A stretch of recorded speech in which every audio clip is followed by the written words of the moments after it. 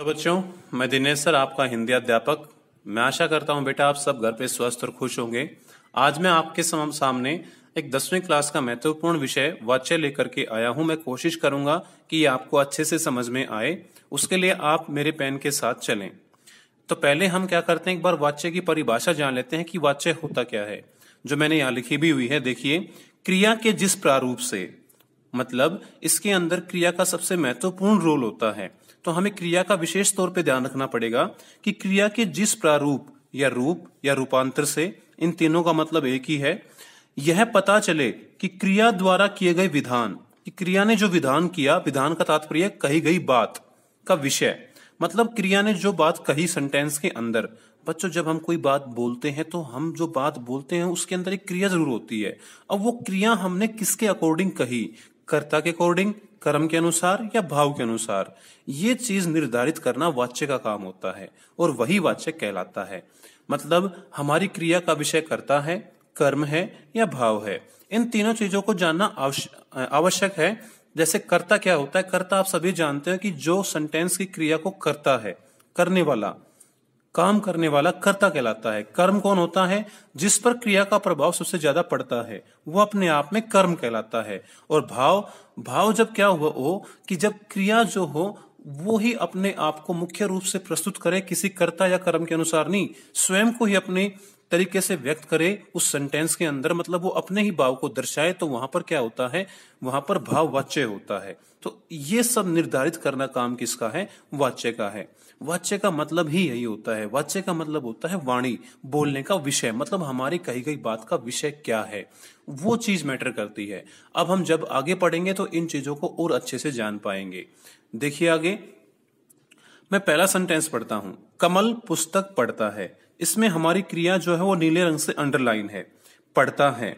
अब हमारे पास दो संज्ञाएं हैं, कमल और पुस्तक। अब आपको बताना है कि ये क्रिया का संबंध किससे है, पढ़ता है कमल या पढ़ता है पुस्तक। अगर आप ध्यान से देख पा रहे हो तो सेंटेंस में जो क्रिया है उसका संबंध पूर्ण रूप से कमल से है। मतलब कमल क्या है, इस क्रिया को करने वाला है, तो ये करता है।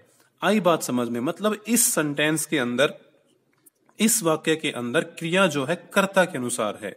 लेकिन जब इसी सेंटेंस को हम कुछ ऐसे लिख दें, कमल द्वारा पुस्तक पढ़ी जाती है, तो देखिए अब क्रिया बन गई हमारी पढ़ी जाती है। और अब पढ़ी जाती क्या है, कमल या पुस्तक।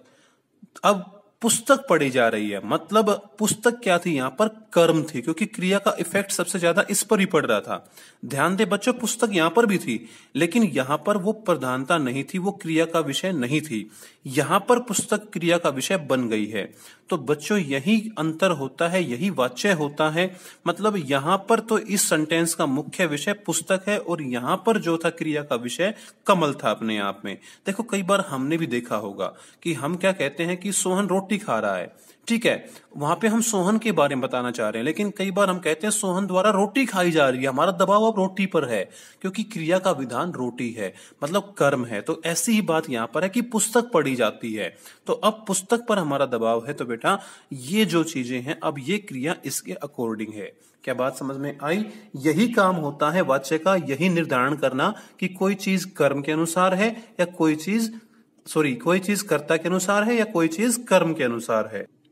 लेकिन अगर क्या हो कि किसी वाक्य में ना तो कर्ता हो और ना कर्म हो, मतलब जिस क्रिया का विधान ना हो, मतलब भाव हो, तो वो उदाहरण कैसा होगा, देखिए एक बार मैं लिखता हूं कमल दौड़ता है। अब देखिए ध्यान से, दौड़ता है कौन, कमल, मतलब यहां पर कमल प्रधान है वही, तो यहां पर भी कर्ता प्रधान है, मतलब इस क्रिया का विषय कर्ता है। लेकिन जब यहां बात करें कमल द्वारा दौड़ा जाता है, अब ध्यान दें, अब दौड़ा जाता है, हम बताना चाह रहे हैं कि देखो कमल दौड़ा, मतलब दौड़ा जाता है उसके द्वारा। अब उसकी इस क्रिया को ही हम महत्वपूर्ण बता रहे हैं, क्रिया अपने आप को ही व्यक्त कर रही है, मतलब यहां दौड़े जाने वाला भाव जो है वो महत्वपूर्ण है। तो यहां पर क्रिया का विषय स्वयं का ही भाव है।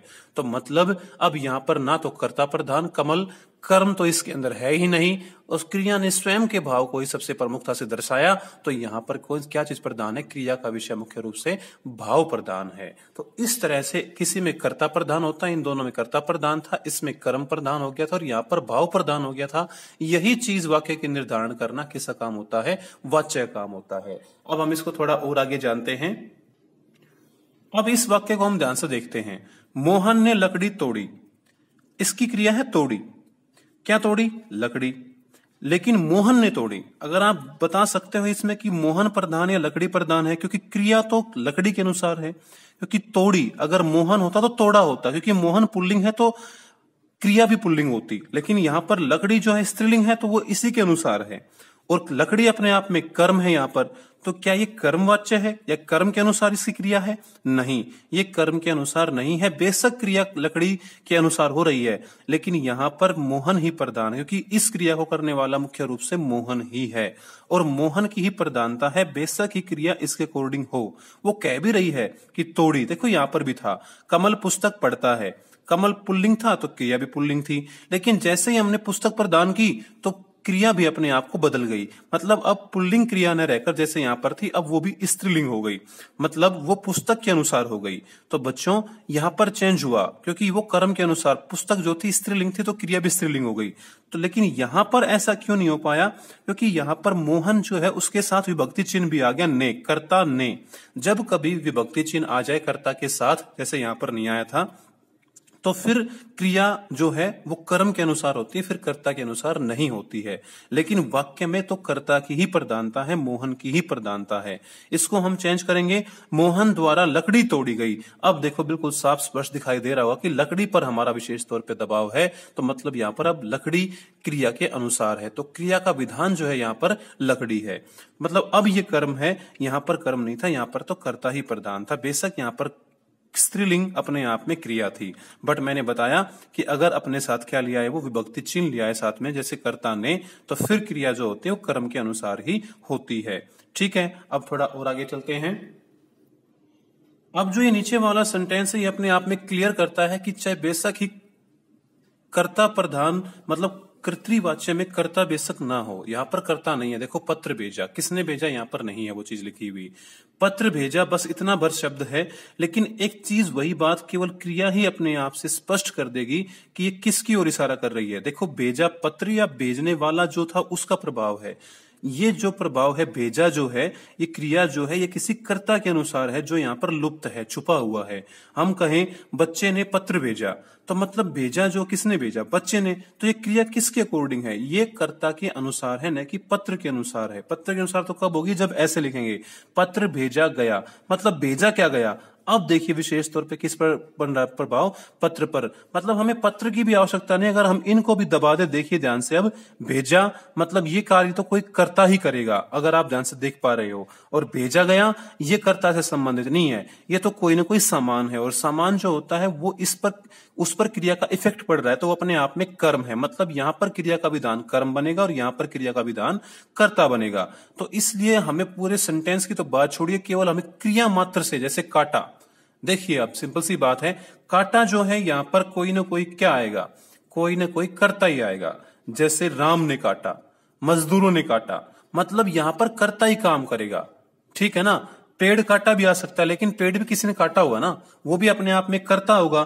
तो मतलब इसका मुख्य रूप से कर्ता पर ही निर्भर करता है। तो इस क्रिया का कर्ता प्रधान है, कर्ता विधान है। लेकिन जब इसी को हम कर दे काट दिया गया, तो काट दिया गया तो कोई कर्ता नहीं होता, कोई ना कोई चीज होती है।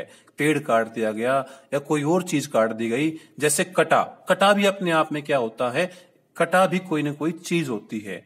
ठीक है, कर्ता नहीं कटता है, हमेशा कर्म के बारे में ही ये बात होती है। तो मतलब यहां पर तो कर्ता का विधान था और यहां पर कर्म का विधान है।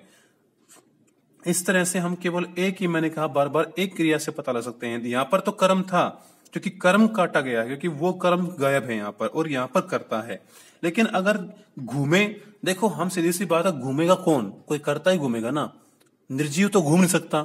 तो कर्ता जो घूमेगा, तो कर्ता का लोप है, तो ये अपने आप में एक क्रिया भर मात्र का शब्द किससे संबंधित है? ये कर्ता से संबंधित है। लेकिन जब इधर जाए, घुमा जाए, तो ये चीज क्या है अपने आप में? ध्यान से देखिए, अब हमने क्रिया को ही प्रधान बना दिया है, तो ये चीज अब भाव से संबंधित हो गई है, न कि कर्ता से संबंधित। तो बच्चों इस तरह से हमने देखा कि ये सभी के सभी इधर वाले जो सेंटेंस थे, इस साइड वाले, ये सभी अपने आप में कर्ता से संबंधित थे।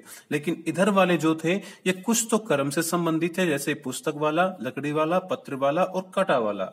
लेकिन जो दौड़ा जाता है और घुमा जाता है, ये अपने आप में भाव से संबंधित था। मतलब इनमें जो क्रिया क्रिया का विधान था वो भाव था। तो यही काम, यही चीज बताना कि कर्ता है, कर्म है या भाव है, यही काम होता है वाच्य का।